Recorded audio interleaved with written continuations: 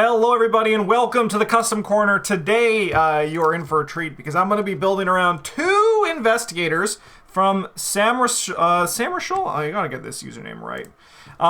Samirashul. I wish I knew how to pronounce it. But it's a Weird West. I chose two of the custom investigators from the five. We're going to build some decks around them. And then we're going to, later today, there's going to be the gameplay video from them. So it should be pretty fun. I chose a rogue gunslinger because it is the Wild West and we need a gunslinger. Garrett Robbins, the Desperado. 2253. As a reaction, after your turn begins, play a firearm asset. Nice and simple, kind of like Leo Anderson.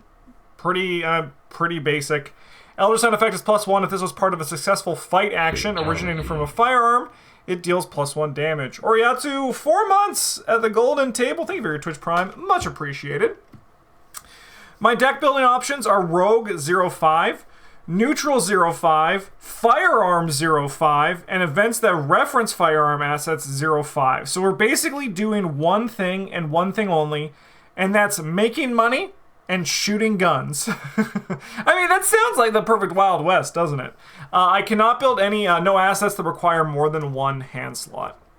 Our signature event is Fan the Hammer, 2-cost event. Choose a firearm asset you control.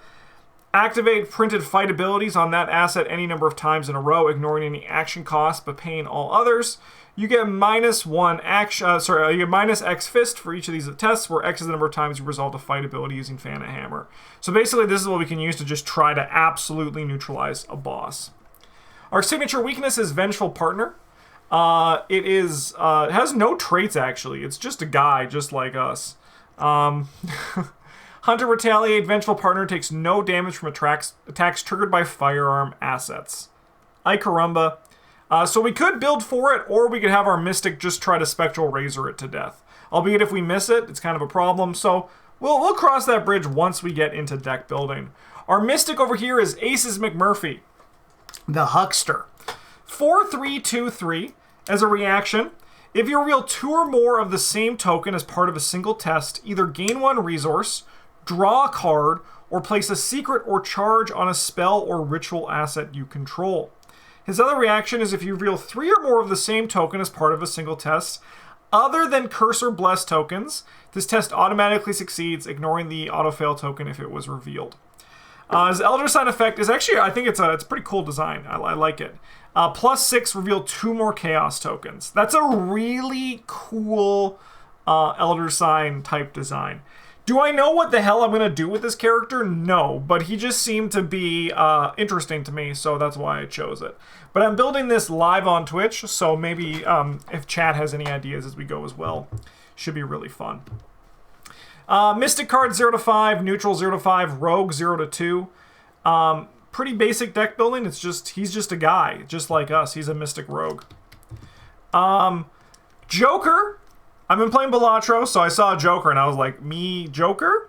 It's a skill, commits for 5 wild icons. Reveal 2 additional Chaos tokens for this test. You may cancel up to 2 Chaos tokens revealed during this test. Forced, if this test triggers any of the reaction abilities on your Investigator card, shuffle Joker into your deck after the test ends. Otherwise, takes 2 direct horror. Interesting. Okay. Fortune Frowns. Put Fortune Frowns in your threat area. You cannot cancel or ignore autofail tokens. Your test cannot automatically succeed. When you reveal more than 1 Chaos token during a skill test, reveal 1 more, cancel the numerical token with the most positive modifier, and place a resource token on Fortune Frowns if the test succeeds. Interesting. Spicy. Okay. Alright, well, I mean, I think that Garrett Robbins is actually going to be pretty easy to build. I'm just going to grab some firearms that interest me. So we're going to grab the Derringer, because it's cheap and it shoots. Honestly, I think this, what could be fun with this deck right here. Also, bear with me, things are going to be loading in. It's my first time loading these cards in on the new computer, so... That's the only firearm in red, right? That takes up 1 hand slot. I know we have the hunting rifle, but I think that's it. The hunting rifle takes up 2, and the old shotgun also takes up 2. I'm pretty sure. If I can find them.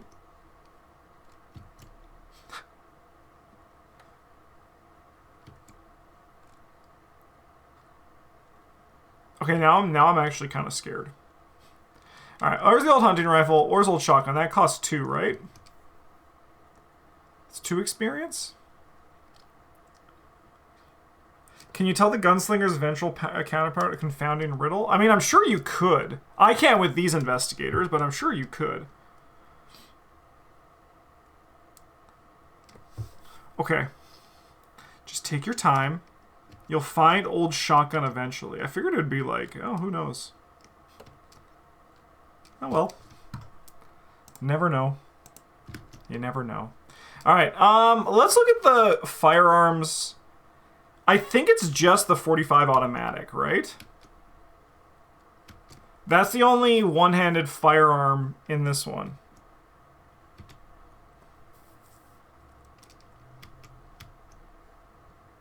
There's old shotgun. Oh, it's a rogue card. I thought it was a survivor card because I played it in Yorick. That's why it didn't show up. Of course, I'm just an idiot. Oh yeah, there's also the 32 Colt. Okay, well let's pull these up here as just other guns that we can play with. And now let's look at where like things are actually kind of interesting. Which is the beautiful rogue stuff. I don't think we're playing the 25 automatic with this guy. He does have 3 foot, but I don't think it's the way. I think we just grab like, we're looking to try to get through all of our guns as quick as possible. We want to play the new British Bulldog because we can use our fist.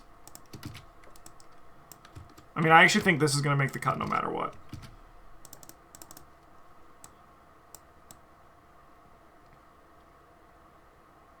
That seems nice and simple.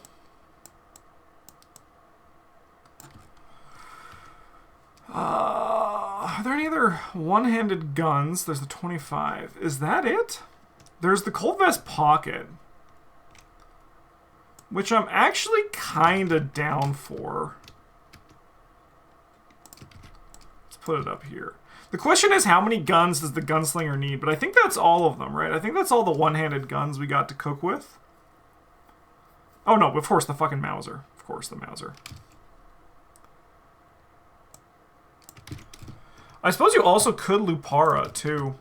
That is one-handed. We probably wouldn't want to run 2 Luparas, but we could run one of them. That's a 3-cost card. There it is. Okay. Question is, how many guns do we need to run? I mean, I think we take the Mausers, right?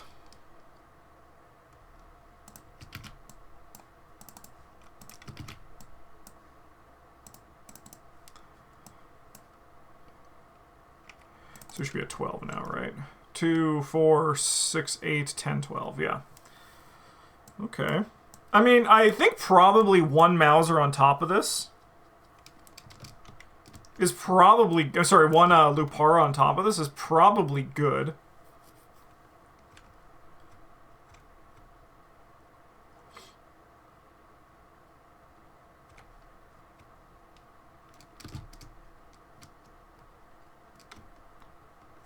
Okay, we don't need you. Okay. I mean, I do have 5 fist. The number is pretty comfortable. We're attacking at like 7 with all of these guns.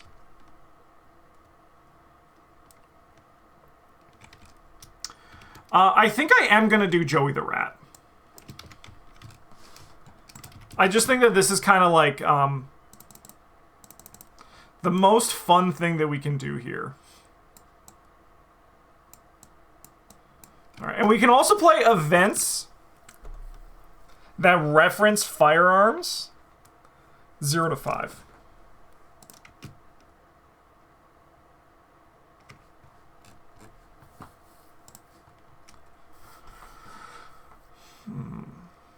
So that's like mostly Guardian stuff.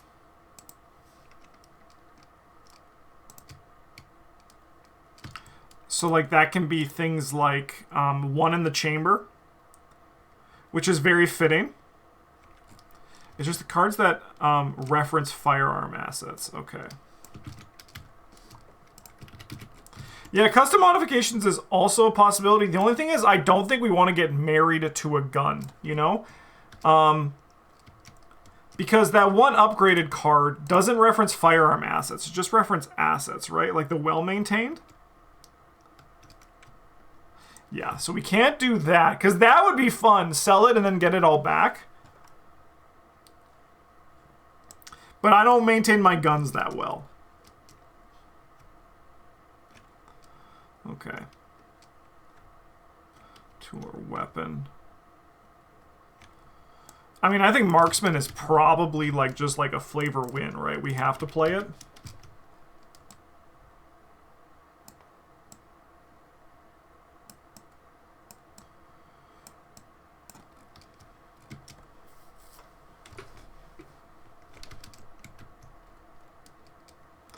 Okay. There's that other card too, Snipe. I don't think we need that card here. Eat lead. Dude, you guys remember when I played every card? That was a wild time.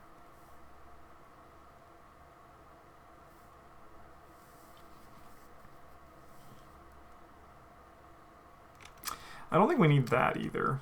I think we're just kind of like a war of attrition, right? This has a gun in it, but it's not a firearm asset.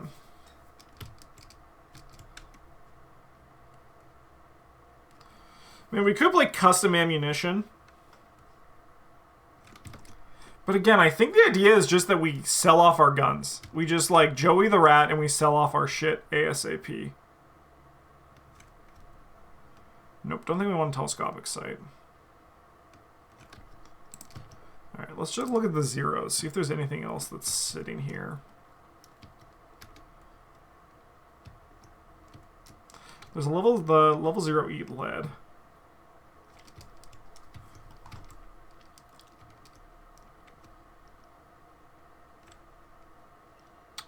Okay.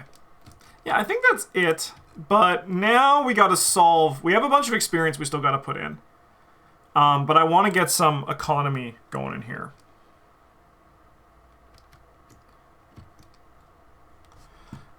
We would like to play a Faustian Bargain. Yes, I do have the Bulldog, yes. I mean, we probably... Like, Easy Mark's always hard to say no to. Easy Mark's just, like, a good card. I think I'm gonna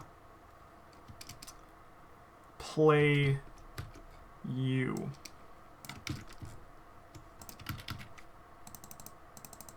Dude, honestly, this adds up to 29, so let's just play the Lupara, and then this can be like our experienced package.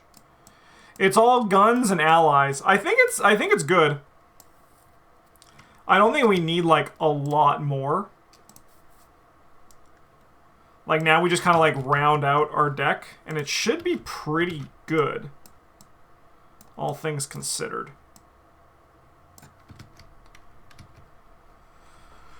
Two overpowers. I would like at least one more economy card. We could do watch this. That's the way. Why is 29 the magic number for making standalone decks? It's really not. That's just the number that Travis, Byrne, and I have chosen and we always build with. There is no link to this investigator when you're watching on Twitch, but I will have the workshop link if it does exist in the video description. But it's the Wild West custom investigators. You can find it in the app if you click on the little downloadable content and go into fan-made player cards. But yeah, we just kind of chose 29 because like I feel like it's a pretty good number. Most earlier campaigns usually ended like when we first were building decks around 29 experience. And yes, a 29 XP would have 3 weaknesses. All right, 1, 2, 3, 4, 4. We need to add 9 more cards, huh? That is a good number of cards.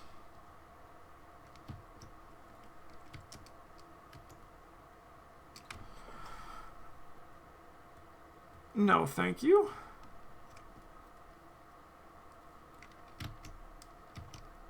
Yeah, I think 29 also just feels relatively good. You can kind of get where you need to go. Give me a you handle this one. I also want a way to... I think we should have a way in our own deck to deal with our weaknesses. A good deck builder will deal with their own shit. Oh, dude, give me this MFer right here. We're starting to get into snap zone. So let's move all these up. I guess these guns up here didn't make the cut. That's okay, though. I think we have, what? 2, 4, 6, 7 guns in our deck? That should be more than enough. What's our stat line? 253. 2253.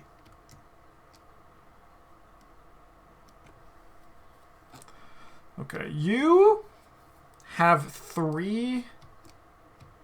No, 8's including the Lopar, right? Because we have 2, 4, 6, and then 7.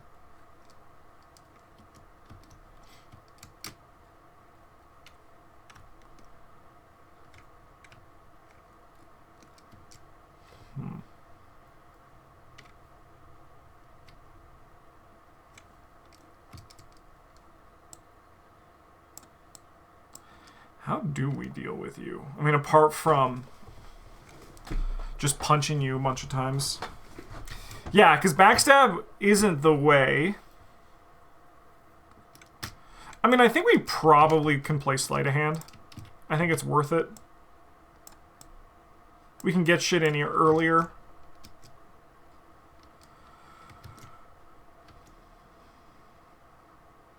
And we could cheap shot punch the guy in the frickin' nose to make him go down. Don't know if I particularly like that.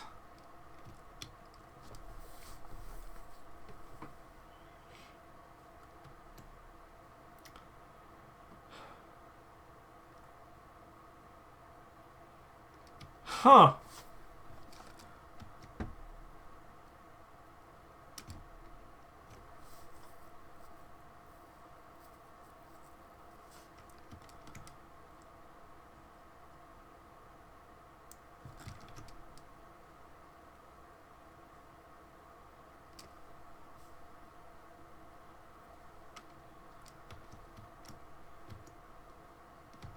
I mean, I could run a 1 of backstab.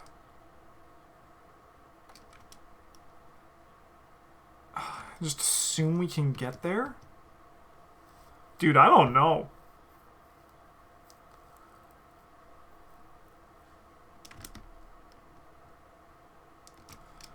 I mean, like, I could just run, like, another weapon, but that seems like kind of against the whole point of this guy.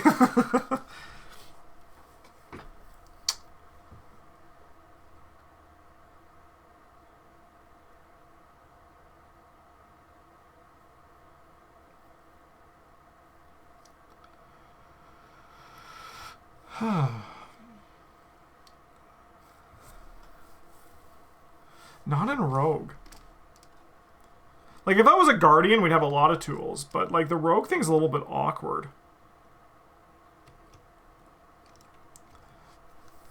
Like, I wonder, like, as always, I'm an Arkham player and a content creator. I will offer criticism, because this is my first time seeing these cards. I feel like Vengeful Part, I like the design. Like, the philosophy of the design is really cool, but I do think he would work better in, like, the terms of what's his nuts. Nathaniel Cho's weakness, right? Where if it was just takes no damage from attacks triggered by firearm assets, but takes like 1 less damage from attacks triggered by firearms. So it's kind of like the same thing, right? Because you don't want to be spending all of your bullets, your precious bullets, on fighting this guy. But it means you can in a pinch. And then you have to, like, actually have to make, like, hard choices. Just looking at it now. So like I said, I could run a 1 of backstab. And then, like, just also play, like, a unexpected courage. And just assume that we can get there as a team. It's probably just the right choice.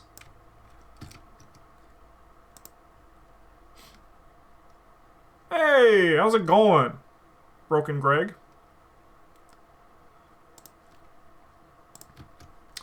So I could run Unexpected Courage, but I also could just run, like, manual decks. But the Unexpected Courage is probably just the more right choice. I don't know, that feels so bad. It feels bad. Like, maybe just Cheap Shot's better. Like, 2 copies of Cheap Shot. And then, like, 1 coup de grace. And we just, like, run like that. It's a tough weakness to wrap your head around.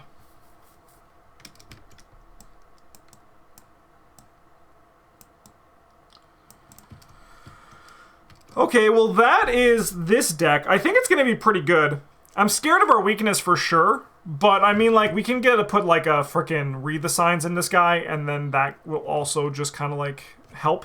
I mean, notably, he does only have 4 brain. Good old 4 brain mystics, but I think this guy's going to be pretty fun to build with. I'll put the weaknesses in between. Okay, let's remind ourselves of this guy. Aces McMurphy. If you reveal 2 or more of the same token as part of a single test, either gain a resource, draw a card, or place a secret or charge on a spell or ritual asset you control. If you reveal 3 or more of the same token as part of a single test, other than curse or bless tokens, this test automatically succeeds. Alright. Alright. Let's just go into Mystics 1 to 5 for a second and grab a few things out here that I think are going to be a little bit spicy. And that is the new strongest card in Arkham, which is Olive McBride.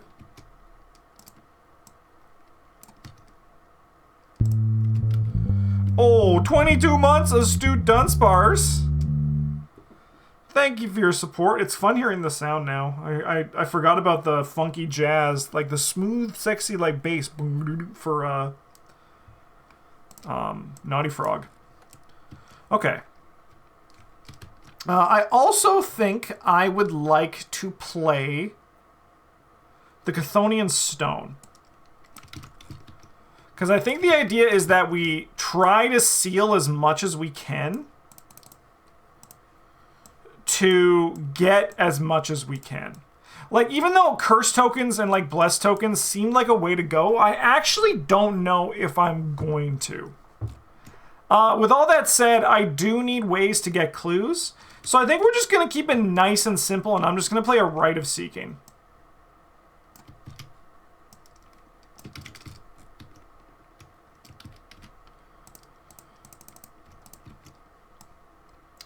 I think we're just going to play Rite of Seeking to get clues.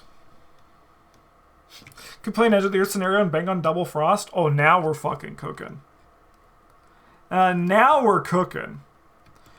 Alright, is there more, sorry. I think we want the level 0 Spectral Razor.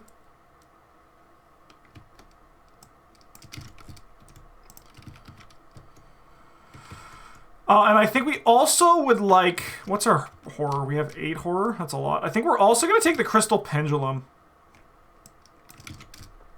Because that seems like the kind of guy I would be this week. We take the Crystal Pendulum. We take the Spectral Razor. Alright.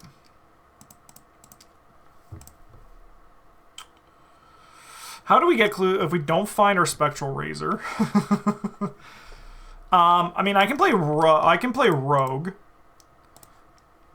We can play Rogue 0 to 2, right? So I'll take the easy marks. This guy is just Dexter's deck building. But he plays very different to Dexter, which is why I think this is what I don't get. This is my bone to pick, okay? This is my bone to pick. I don't know why they have repeated like stuff, for example, not pointing any fingers, but like innate and, I don't know, spirit on one investigator in the same class when they could just, I don't know, revisit the blanket 0502 deck building because an investigator's ability can change how that deck pool completely so much more than actually just like trait, like while trait-based deck building is good because it lets you go into things from other colors, it's actually a lot less of a design, like of a pool you can explore in your cards. So having investigators with the same trait-based deck building is not the way to do it. They just repeat the 0502. It's just like so good and so clean. Just run with it. Just run with it, baby.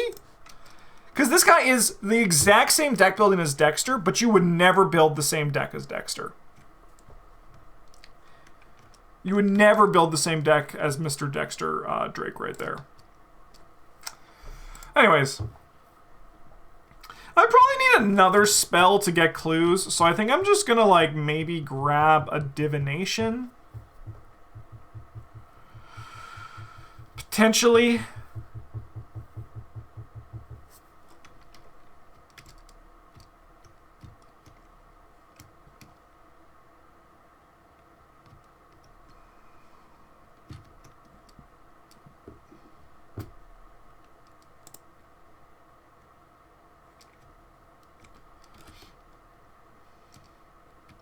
All right, what are more cards that care about tokens that like pull tokens? Because I think we got to cook with those.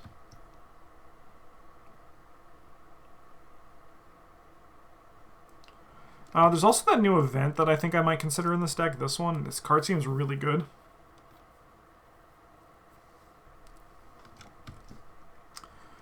Card seems kind of bonkers.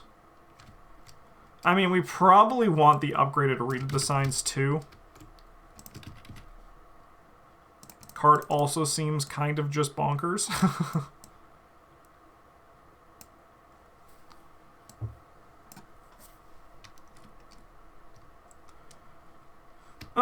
We want money.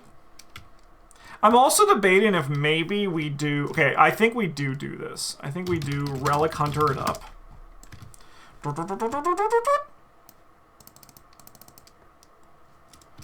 And I would like the Jewel of Aureolus. What does it commit for? A wild? Yeah, I'll take 2 of them.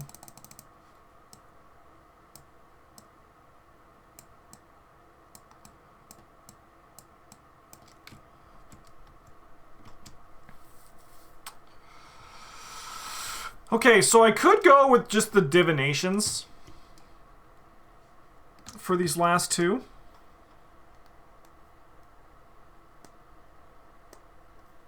And then we just look at, like, rogue economy for our last little bit here.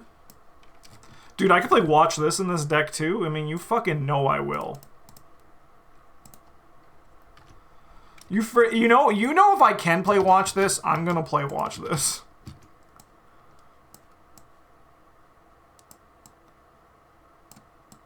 Card is, like, actually goated economy.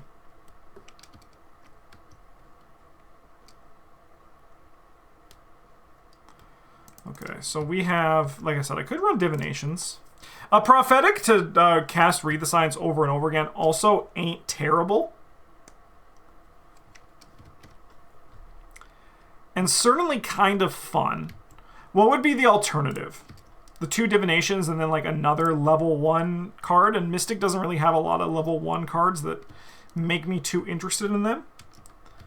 So I think I'm down for it. It's a little bit fragile, but I do think it's fun. So let's do it. And then I think we just now look at some level 0 cards, and we grab a few of the specialties. Not the Guardian cards, nice try. We'll grab a few of the specialties. And say them with me, everybody. Promise of Power. Say them with me. Promise of Power. Deny Existence. Yes, very good.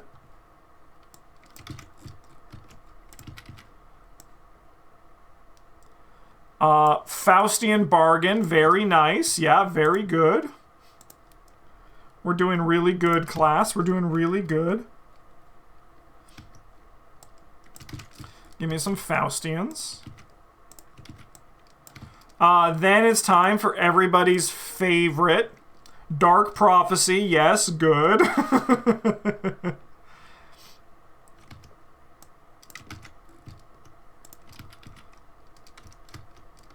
Where does Promise of Power rank on the Promise of Power scale? Number 1, baby. It's number 1. Oh, dude, Voice of Ra. Dude, oh, no, Voice of Ra, no, because we're not a Blessed Curse deck. I was like, oh yeah, Voice of Ra. So I've been playing so much Voice of Ra lately.